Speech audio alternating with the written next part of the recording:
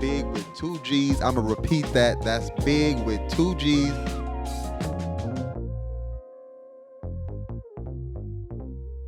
So we're back with another episode of the BiGG Umbrella Podcast. That's big with 2 G's, the BiGG Umbrella Podcast. I'm going to repeat that. That's big with 2 G's, the BiGG Umbrella Podcast. And we got Nate here. Hello. The fuck was that? Hello. I'm sure y'all might even be curious as to where or why the fuck we out here, but that's all thanks to this man here. Yeah, I'm homeless. I live here. So we got a homeless fashion designer here, brought to you right here in San Diego. So what part of San Diego did you grow up in? I grew up in Lakeside. Not a whole lot popping in Lakeside, but it's peaceful. What high school did you go to out here? I went to Santana for a couple years, and then I transferred over to West Hills. I was a basketball player, so West Hills was nice, and Santana was not. So that was part of the reason why I switched over. And how long did you play ball? What even got you into playing ball? Basketball. Well, we all play sports when we were young, most of us, and I just fell in love with basketball. I played like 4 different sports, and then basketball was like the one that I took serious. All my friends at Santana were like drug dealing and shit, so that was another part of the reason why I moved over to West Hills to kind of get away from that. And I played 1 year of community college ball. I sat the bench a lot, and so then I just wrapped it up after that. But I've been refereeing basketball since I was a freshman in high school.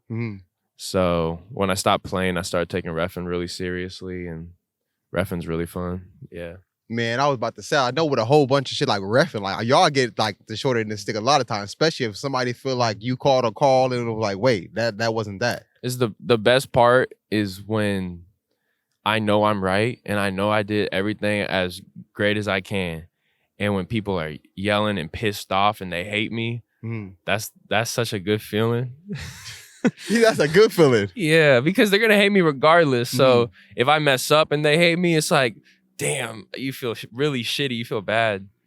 But when you do everything great and people are yelling at you, it's just like just having that composure where you just keep it neutral and you just keep doing your job. It definitely translates in like the other areas of my life when it comes to like getting in confrontations and stuff and just keeping a level head. How you keep a level head and everything neutral, especially when the game time situation or even outside of reffing, but more so with reffing, how do you keep everything neutral? With reffing, it's like just understanding that I'm the only non-biased person in the gym other than my other reffing partners, and everybody else is blinded by their bias.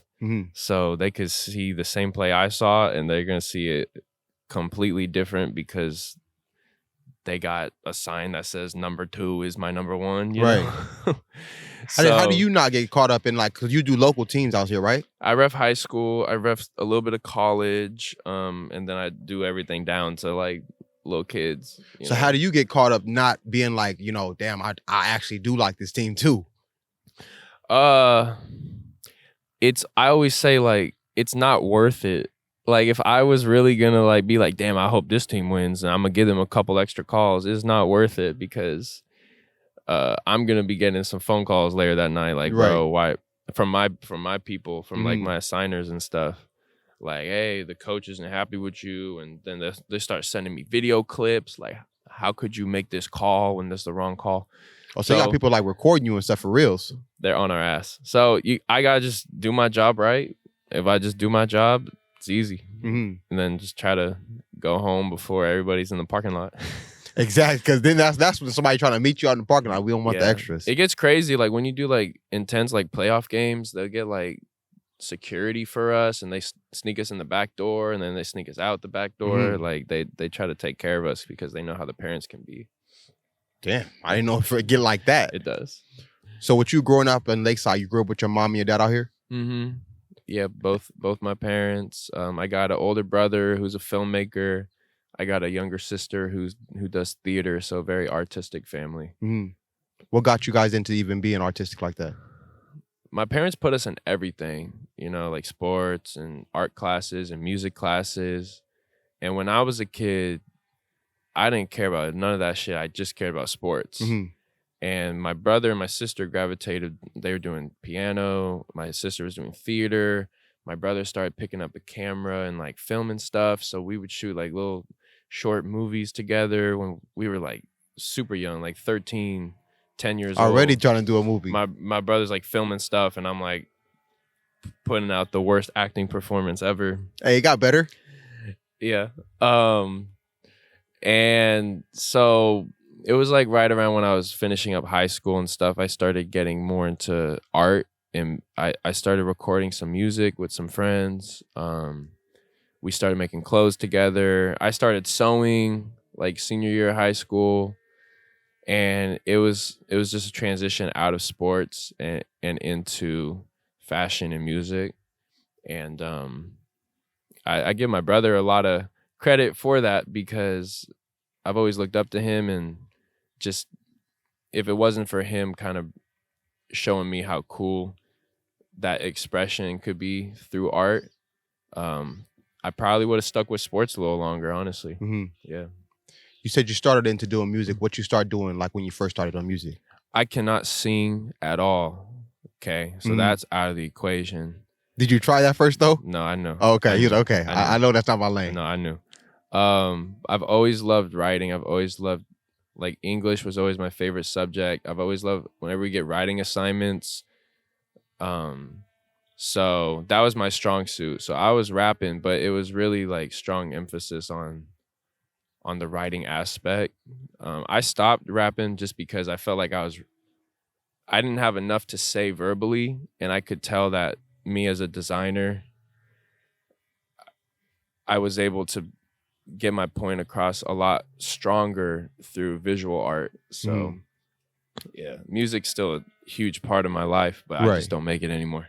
So that's what basically from you figuring, okay, I'm no rapper, but I still could do something with this. What transitioned to you now being in the fashion industry?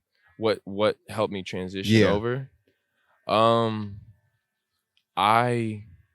we was doing sports, and then you went to wanted to do so rapping, and then it was like, okay, now. So I hung up basketball to really focus on this little group I had with two of my friends. They were musicians. They were one was a producer, one was a visual artist, and I was rapping. And at this point, I've already been sewing and making clothes for a year. So we were making clothing and music together, and just the partnership of us three working together, like we were doing it like for real. We had like a central business account. We were like really all in. How old were you guys at this point? Like 19. Okay. Yeah. And I just decided that I didn't want to have two business partners, because it made it hard for all three of us to really express ourselves when we had to like kind of check in with each other and make sure that these decisions that we're making with the business are something that we're all on board with. So I kind of split and that's when I decided to do Unshook. So I moved away from the color creative that we were doing, and then into Unshook, which was when I started really busting my ass like solo. And, when you first transitioned to Unshook, did you feel like this is a move, or you initially was like, fuck, maybe I should have stuck around? No, I was so... It's felt right since the day I started. It was like go, go, go, go, go. And everything that's happened has always been like reassurance. I've never regretted that decision ever. I've never regretted any decision ever. You know, I feel like that's something I tell a lot of people, is like, just do what you like at the moment, and just be open to not liking it and wanting to do something else later if you need to. Because when I was playing ball and I was trying to get a scholarship, like all I cared about was basketball. I couldn't ever seen what I'm doing right now as something that became such a huge part of my life, because my whole life was basketball. What position you playing basketball? I'm 6'3". So in college I should have been a point guard, but my body doesn't move like that. So I played anywhere from like the 2 to the 4. Okay. But yeah, it's just been like cool for me in my life, just like being really passionate about one thing, and then, oh, you know what? I don't really like it as much anymore. I'm really good at this thing. focusing on that thing. And I've kind of pivoted 2-3 times, and I don't regret quitting or leaving behind things that I used to be passionate about, because we're like infinite beings. I could go become a chef tomorrow if I wanted to. So I don't put limitations on, like, people are like, oh, I'm a designer and that's who I am. It's like, I feel like I'm Nathan Ball and I'm gonna do whatever I want to do, Mm-hmm. What brought about the name Unshook? I wish I They ain't got to be no dope ass story or nothing. I wish I knew. The story was like, I just wanted to have a clothing brand, and I had a paper and a pencil, and I was writing down names, and the first name I wrote down was One Way Clo, and I wrote like some like traffic signs, and it was, it was gonna be like referencing like traffic signs, like one way, there's only one way to go, whatever. And then the second idea that I wrote down was Unshook. And then I don't even remember, I probably wrote some shit down after that, but then I just remember being like, Unshook is super good. And then upon research, I was very surprised. Nobody's ever used that word. It's not even a real word. Wasn't trademarked. Didn't have an Instagram account. Didn't have nobody's used it. So I hopped on that very fast. Got a trademark, got my socials. Unshook.com was taken. I had to buy that for a pretty penny. But yeah, I really just did all I could to like monopolize the word. And it's even on my license plate now. So yeah, the whole brand that I've built around the word is just not being shaken by things. I mean, that's like the literal transition of Unshook. And so I've always wanted to include natural disasters as the imagery to translate that message, because it's a perfect metaphor, because, natural disasters hit. You can't control whether they hit or not. You can only control on how you prepare for the storm and how you weather the storm and how you rebuild after the storm. And so with all my designs, I always try to focus on the fact that we all go through struggles in life, and to not avoid those struggles, but to use them to become stronger and to learn from them and to be there for one another when because we're all going through struggles. Mm-hmm. So being unshook is just not being afraid of what's coming. And yeah, it's been awesome. It's been such a great outlet for me to express myself ever since the first day I started. So what's been helping you get through your struggles? Because like you said, we all go through struggles. What's helped you get through yours? Art. Like when I'm struggling with like money, or when I'm struggling with like sales, or like a relationship problem, just having that platform, that outlet to transfer that energy into art. It's like, if I didn't have that, it'd be hard. So that's kind of what inspires a lot of your art. Yeah, personal experience, and then also the experiences of people I see around me who I look up to,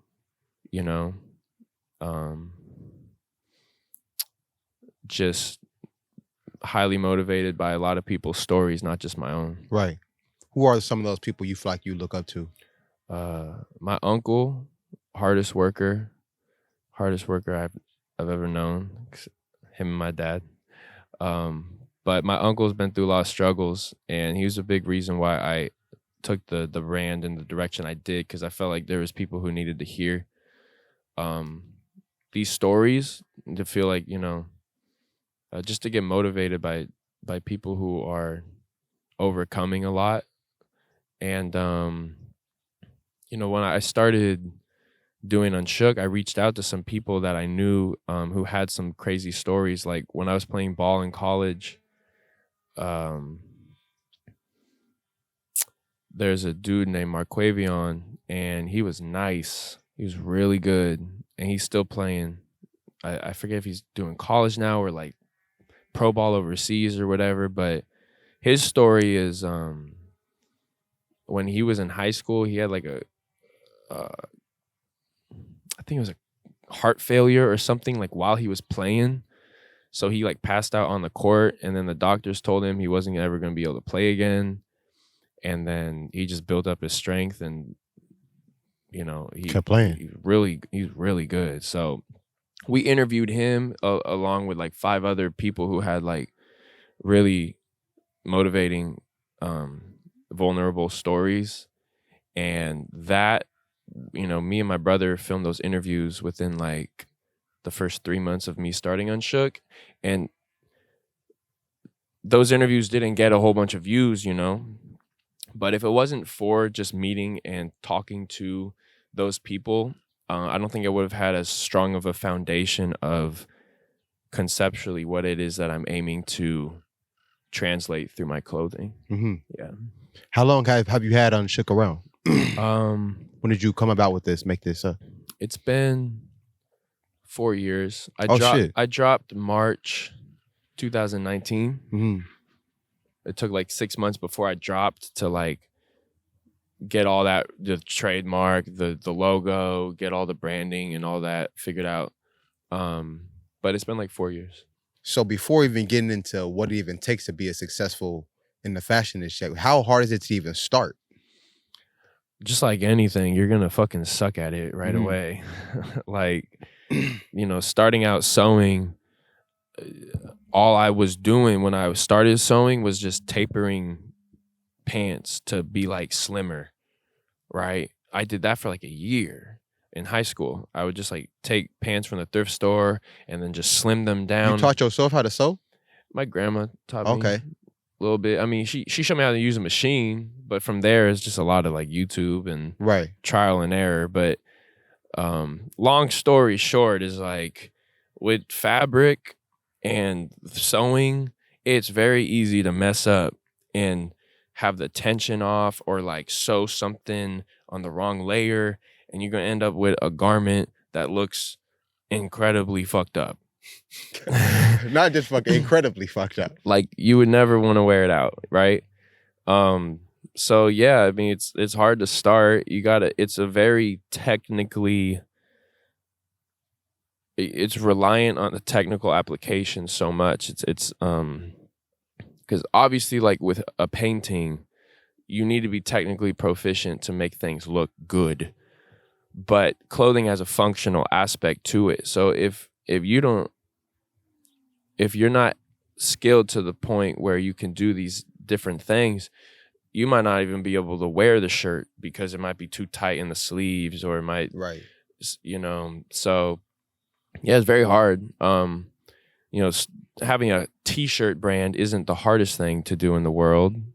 Obviously, graphic design and just branding and communicating a message through t-shirts and screen printing is difficult to do well, but printing shit on t-shirts is obviously not as challenging as sewing something from scratch, which I've always been more interested in the latter, just because of the freedom there is in creating something that has its own unique shape.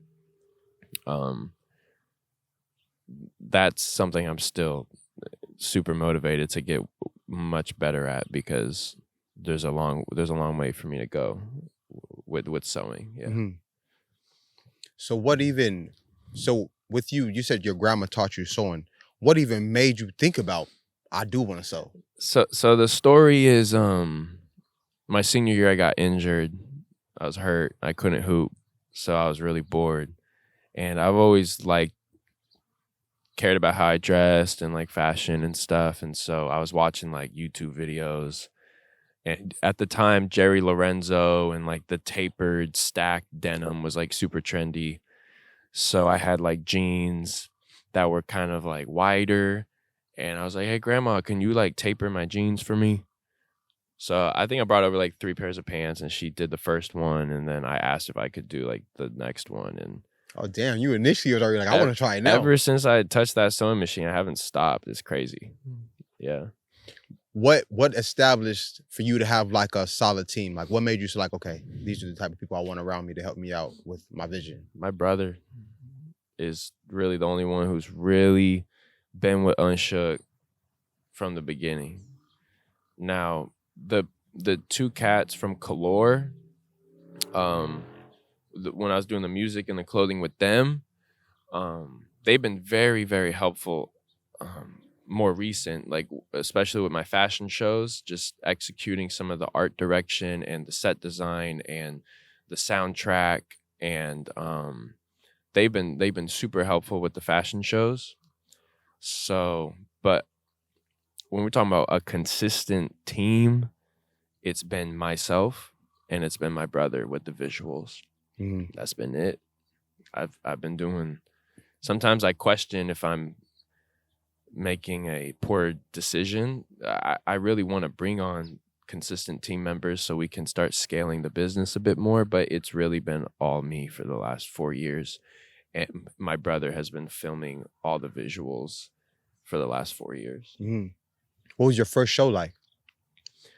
My first fashion show was I was just a designer as a part of another person's show.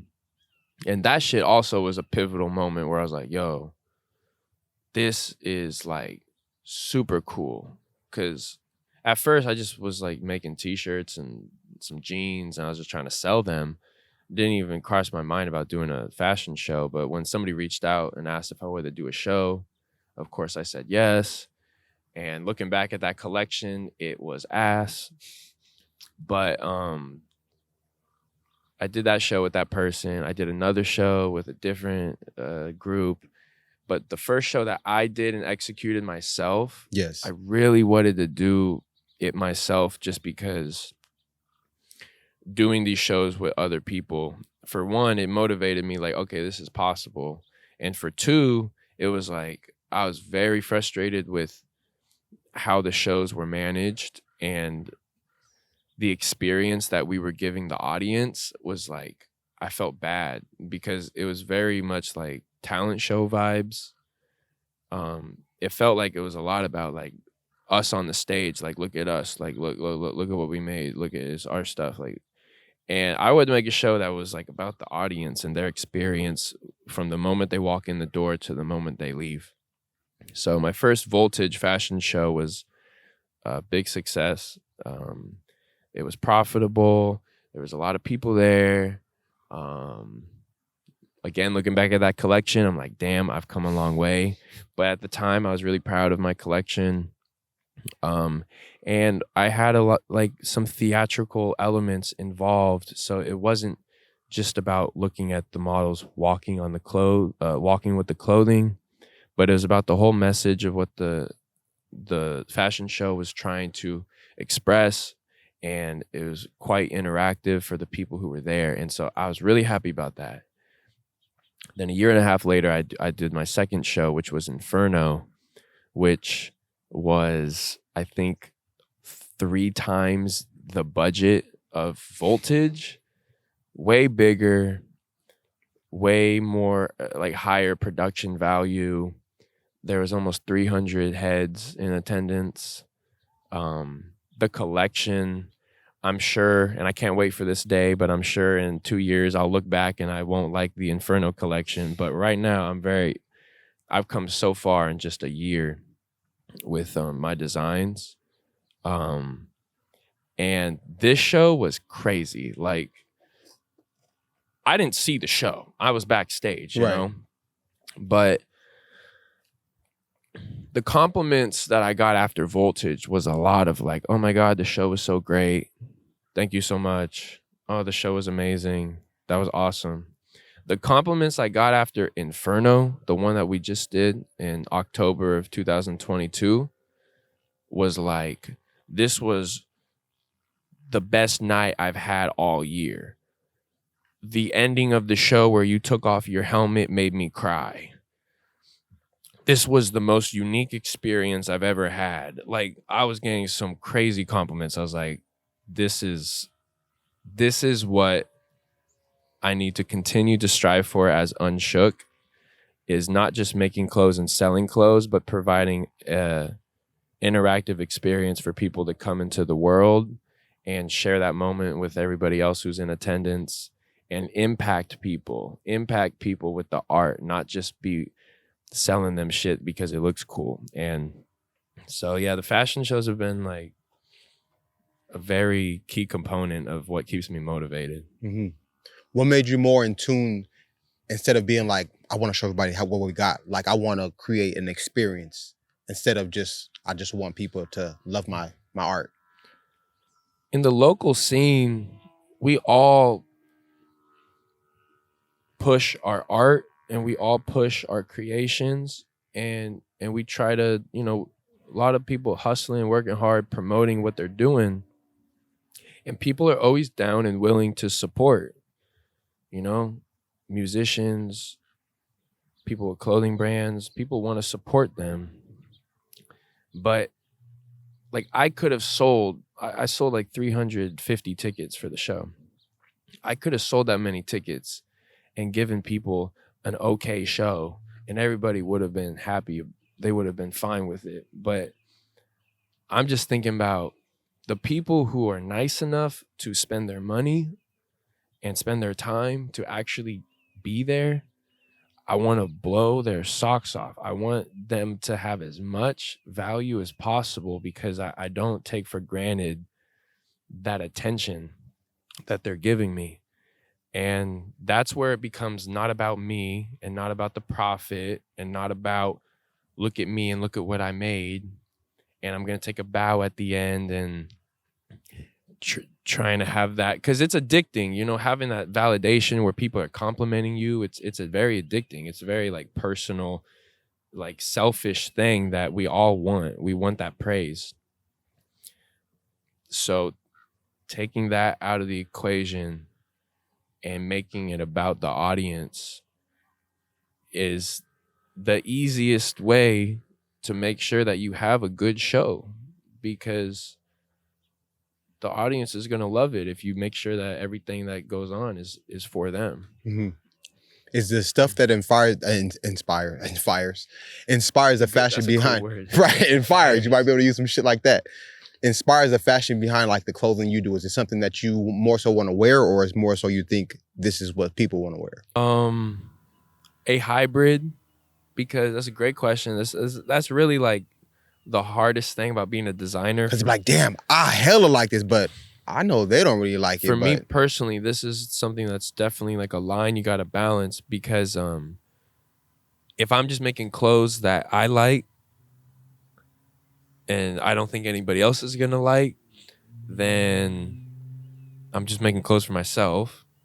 And then if I'm only making clothes that I'm like, okay, what's going to sell the best? What are most people going to want to wear? Well, then you start falling into a trend house where you're just trying to appease the crowd, and now all the artistic integrity is just down, and you're not even doing anything unique anymore. So it's definitely with me and how I'm positioning the brand, it has to be more so of my gut and what I think should be out there in the world, trying to challenge the zeitgeist of fashion. And if it's too out there and if it's too weird and people don't want to wear it, I'd rather have that than be making things that blend in with the crowd. Or something you felt that was too out there or too weird that people were going to wear, but actually surprised you and they were? I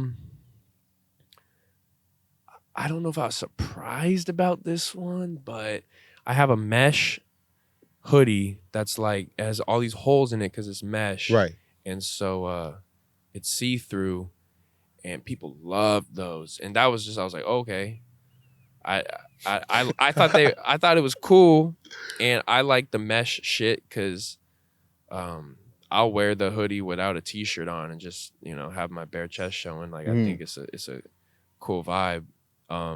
People love those, and and that's the thing with like all like music and fashion is very much the same. It's like you could release an album with 10 songs and you might think these are the hits, but then one song is the one that gets picked up on the radio and shit, and you didn't even think that song was like the best. So yeah, I don't know if there's something else. Most of the things that are like, I'm like, dang, this is a crazy piece. Most of the time I hold on to it for a while because that specific person has to see it and then want to buy it, and it's a harder sell than just something like a t-shirt. Because even like the outfit I'm wearing right now, like if I wasn't going to be on camera right now, I wouldn't be wearing this. I'm not going to the grocery store like this. So there's a time and a place, but I do get really bored of seeing the same clothes all the time and wearing the same clothes all the time. It's like, imagine listening to the same couple albums every day. Yeah. And that's how I feel about clothing, is I get really bored. So I'd rather make something that's crazy and that stands out than something that's boring. Do you make clothes for women as well? I make unisex clothing. So I'm much more confident and comfortable with menswear. Like I have more of a finger on the pulse of what I think would work in the world of menswear. When I start diving into what do women want to wear, I really don't know. But I always market to men and women because since I started Unshook, women have been very supportive. They love the boxy fits. And so even though it's quote unquote men's wear, because women's wear, the shapes of the clothes are going to go like this. Men's wear is much more boxy. I'm making men's wear. It's not couture. It's not formed to the body in any sense, but it's unisex clothing because women look really good in it and they really like it. And so unisex clothing is what I make. What brings it down to when you pick the models? It's like, that's the one I want. The look in their eyes. Unshook is about staying strong through life's disasters. And some people look cute and some people look like they've been through some shit. Or they have that smoky look in their eye where it's like they look gritty, they look tough, they look like they've experienced life. I'm not looking for the cute models. I'm looking for the people who have that deep look in their eye. And when I see somebody like that, I see them. And then obviously, tattoos help, the piercings help. We're trying to sell streetwear. We're not trying to sell like a glamorous, like pish posh, high lifestyle at a dinner party. It's streetwear, so keeping it authentic to that. Are you always looking for new models, or you kind of have a set group that you like to continue to use? Looking for new models is a constant thing. I'll be at Chipotle. And there's a time dude behind me at Chipotle was gorgeous. This man was like 6'4", had long hair. This dude was gorgeous. And I was like, yo, bro, you model? And he was like, no, not really. I was like, I'm a designer. You have a really cool look. You down to give me your contact? I can hit you up if I got some modeling spots for you. I do that all the time. Wherever I am. If I see somebody across the street, I'm across the street and go get their contact because, there's a lot of people out there I haven't met and I'd love to work with. But yeah, I do have a core group of models that have been working with me since I started, which is always awesome to be able to rely on those people. And you have worked with some artists, some actual local artists out here as well. A lot, actually, yeah. What if you can remember, what's the local artist you worked with out here in San Diego? You talking about musicians? Yeah. I mean, forgive me, I am not going to be able to list every one. I never expect it, and I hope they don't either. Because I spent 12 months collabing with Hendo from Hendo Studios, and we did 12 different concerts that had 4 artists each concert. So, I mean, what is 48. that? 48. Thank you. You Mhm. saved me right there. Yeah, I got you, no doubt. Yeah, just that Hendo Unplugged concert thing alone, that's 48 artists. All local to most local to San Diego, some of them from LA, one of them flew out from Chicago. Shout Damn. out to Casual, he was dope. But like I said, music has always been a huge part of my life and something that I care so deeply about. And obviously, I'm not the first person to say that clothing and music goes hand in hand. So I've always stayed very close to local artists. Going back to my fashion shows, each time, I had a very thematic clothing collection, and I grabbed one of my favorite artists that I think would fit the vibe of the collection, and we curated a theme song together for that collection. So for Voltage, I got Fame Emmanuel because he's the most electric rapper that I know, and so he made a high voltage theme song. And then for Inferno, I grabbed Ray Riley because Inferno, I already knew I wanted the soundtrack to be very like 90s hip hop, very dusty and like vinyl cracking-esque because it's similar to like fire cracking. So I already knew that was the vibe I wanted to go for with the soundtrack. And out of all the people I know out here, Ray Riley is one of the few that's very like, he's a rapper, he's bars, and he has that 90s feel. So we put together a Inferno theme song, which he bodied. Killed. Yeah. So I really love everybody from the Breed Mafia. I don't know if you're familiar. I'm not. Yeah, Knowledge, Chad, Dom. They're really good. Amari Davu, one of the best out here. Extremely underrated. This man is so talented. Amari Davu, I'll say it again. Go look him up. We worked with some pop stars. She Nova is one of the best. She is insanely talented. I could go on and on and on and on. But yeah, I'm always looking for new opportunities to work with musicians because it's always something special that comes out of it. Right. And with this brand, are you looking to keep it more streetwear, or are you even looking to stray more into like the high-end fashion as well? High end, I mean, the lines are so blurred now. Right. When you got Supreme collabing with Louis Vuitton, and you got, like, I'm trying to think of an example. Like, it's just that high-end fashion now is there's so much influence of streetwear, like from Virgil working at Louis and Virgil coming from the streetwear roots.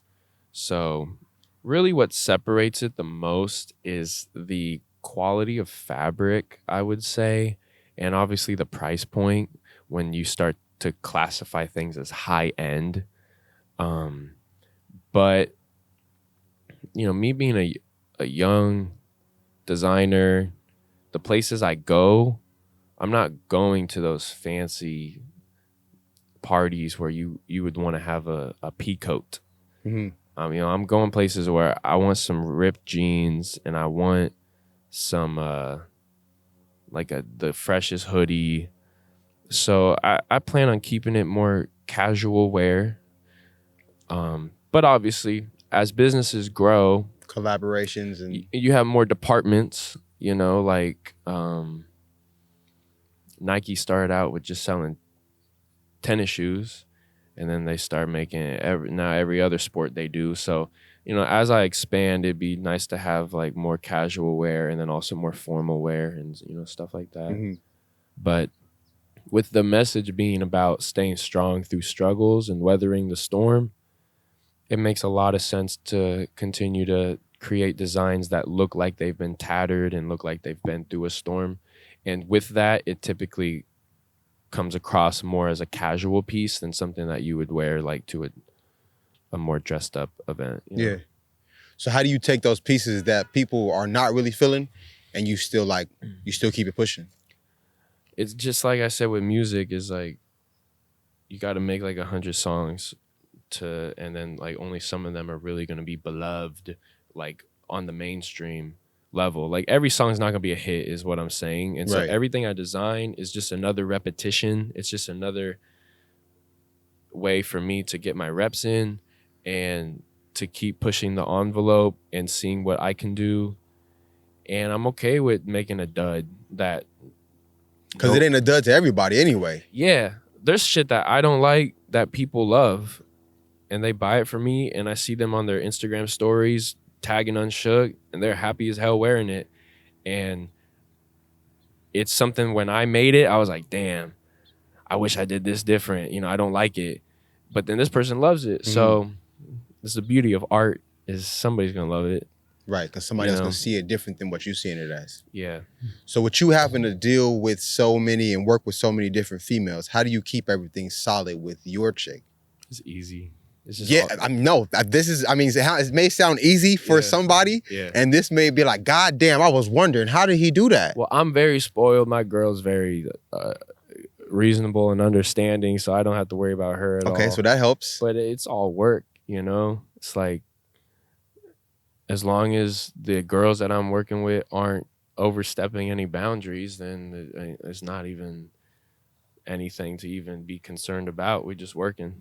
Has it came to anything like that, where you felt somebody was overstepping a bound and was like, okay? No, honestly. I mean, I think most people I work with know that I got a girl, so everybody's been mad professional and a lot of fun to work with, So yeah, that was another thing I was also thinking about. Like when you first started this out, what was the support level like from you being like, I'm gonna do this solo? I mean, my family is very supportive. Like, even though my parents aren't artistic and they're not entrepreneurs, they've always been super supportive of me and my siblings taking our lives more in that route and trying to make a name for ourselves and just the climb of what that is. So my parents been super supportive. Like I said, my brother has always been there to make sure that Unshook's visuals are a step ahead of everybody else. Like I owe so much to my brother. And even in today, where, you know, he's doing some really big budget stuff, you know, we're still able to just lock in and shoot stuff for Unshook, which I don't take for granted. And support from the people, support from my audience. It gets frustrating at times. It can be frustrating where it's like, damn, how come nobody's fucking with me? But it's not about me. It's like, if people aren't buying my shit, then I'm not making stuff that people want to buy. So I can't be mad at them for a lack of support. I gotta figure out, grind a little harder. What am I doing wrong? What are they looking for? And then give them what they're looking for, and get better. You know, so support from the people. I'm like super blessed with. Everybody who's ever spent a penny on Unshook or double tapped any of our posts. It's like, it's still like a surreal thing, and it's so common now with social media. Like anybody can start a business and get that, have like a little audience. But it's crazy thinking back, like when I was on that notepad, just like starting to think of names and shit, to where Unshook is now. When I'm out, you know, and people are like, oh, what do you do? I'm talking to like a stranger. I say, oh, I have a clothing brand. And they're like, what's it called? I say, Unshook. A lot more frequently now, when I say Unshook, people are like, oh, I've heard of that. And it's crazy, man. You be like, oh, hell yeah. I'm glad you actually heard of that. Yeah. This is what I've been putting forth this effort for. It's crazy, yeah. So shit, while we still got you on here, is there anybody that you wanted to shout out?